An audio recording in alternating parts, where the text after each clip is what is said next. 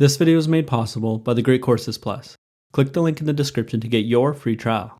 In the previous video, we discussed the idea of power and created a framework for thinking about it.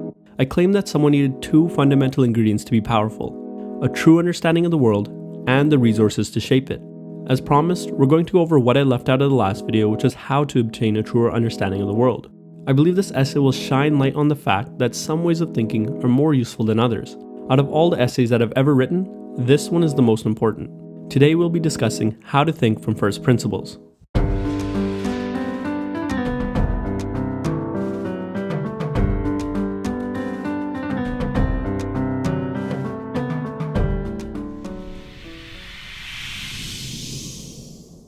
First principles are the fundamental building blocks of an idea. They're the most indivisible part that we know to be true and that we use to build more complex thoughts. I know this sounds a little abstract right now, but let me give you some history, an analogy, and an example.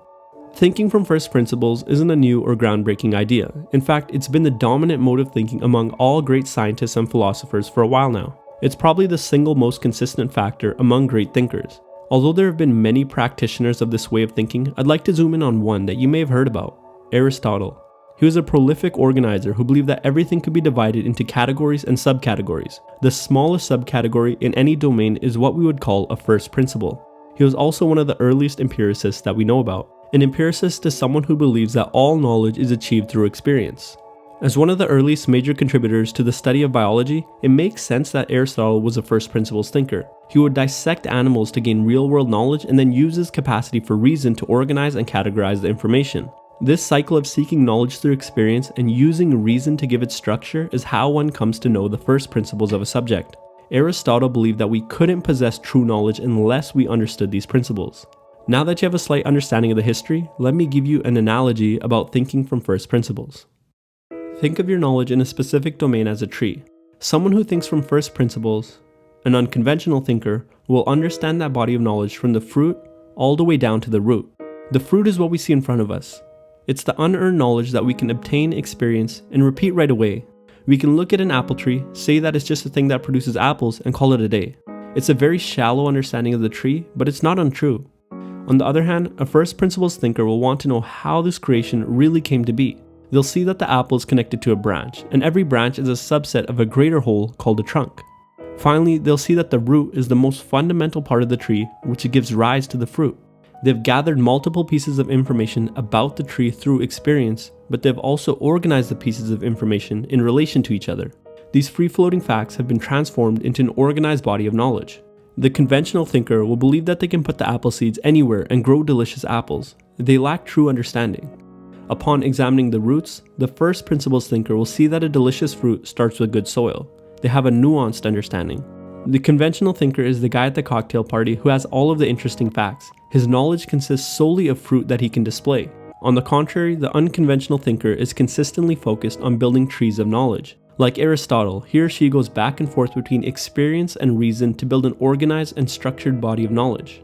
A tree planted in good soil will have strong and healthy roots and thus produce delicious fruit. Likewise, an idea that blooms from true and beautiful first principles will itself be beautiful and true. Naturally, if the simple parts that make up a complex whole are good and true, then the complex whole must be good and true as well. This is important because, as we discussed in the last video, a true understanding of the world is necessary to obtain power. Any complex beliefs we hold can only be true if the parts that make them up are true. To make this more concrete, let's think about the process of writing an essay from first principles. A well-written essay is like a delicious fruit. It's enjoyable to consume and difficult to produce without understanding its fundamentals. We can identify the fundamentals by breaking it down into its component parts. An essay is a collection of paragraphs. Well, a paragraph is a collection of sentences. A sentence is a collection of words, and words are a collection of letters, and letters are the fundamental building blocks of an essay. Once the components of an essay are understood, we can look at improving each one from the simplest to the complex. If we can make each individual component remarkable, then the totality should be remarkable, and that is the art of first principles thinking. Now let's talk about the benefits. There are several benefits that come from understanding an idea down to its fundamental components. The first is innovation. Once you understand the fundamentals of an idea, you can rearrange them, change them, or put them together differently to create a new idea or a product. In our writing example, we could have created another layer above the essay. We could call a collection of essays a book. We've now invented something new.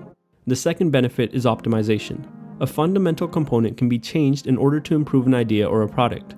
For example, once we knew the fundamental components of the essay, we could put each of them under scrutiny to see how each component could be its best. But without knowing these components, it's impossible to make any sort of improvement. The third benefit is integration. Once you understand the foundational components of an idea, it becomes a lot easier to integrate new knowledge into your understanding. For example, once you know how to write letters, it becomes easier to make words. Once you know how to write words, you can make sentences. Once you can make sentences, you can make paragraphs, then essays, then books, then entire libraries. And then the final benefit is dissemination. Understanding the foundational components of an idea makes it easier to transfer that complex idea to another person. You can start with the simplest component and build up the idea from there. This is exactly what we try to do in schools. We teach kids how to write the alphabet, then words, and so on. First principle thinkers are better teachers because they can determine the exact level where a student's understanding falls apart. So you see the benefits, but how can someone become a first principles thinker? Thinking from first principles is simple, but not easy. I just have one piece of actionable advice, and it's inspired by Aristotle. Create hierarchies, like what we did with the essay example. Most ideas are nested inside or outside one another, and it's the job of a first principles thinker to map out how these ideas are linked. As Aristotle, like all empiricists, would say, knowledge begins with experience. The world is presenting fruit all around you, amazing and complex acts of creation. Discovering the roots of these creations starts with questions such as why or how. The ultimate truth seeker must not be satisfied with fruit, yet they realize that the search for roots is never ending. Once they've reduced an idea down to the smallest fundamentals that they can conceive of, they have arrived at the first principles. These fundamentals can be used to innovate, optimize, learn more complex ideas, or to teach others. One of the best ways to discover these fundamentals is by actually writing down and organizing the information in a subject that you're interested in by using a hierarchy or a mind map like how we did with the essay. So that concludes my little mini-series on power. I put forth a framework for power in the last video and discussed the idea of being valuable to obtain it. In this video, I put forth a common mode of thought among great thinkers. In the next video, I plan to discuss something that might catch you by surprise: the danger of being a first principles thinker. Hey guys, one of the most important aspects of your educational journey is making sure that you have a diverse range of high-quality teachers.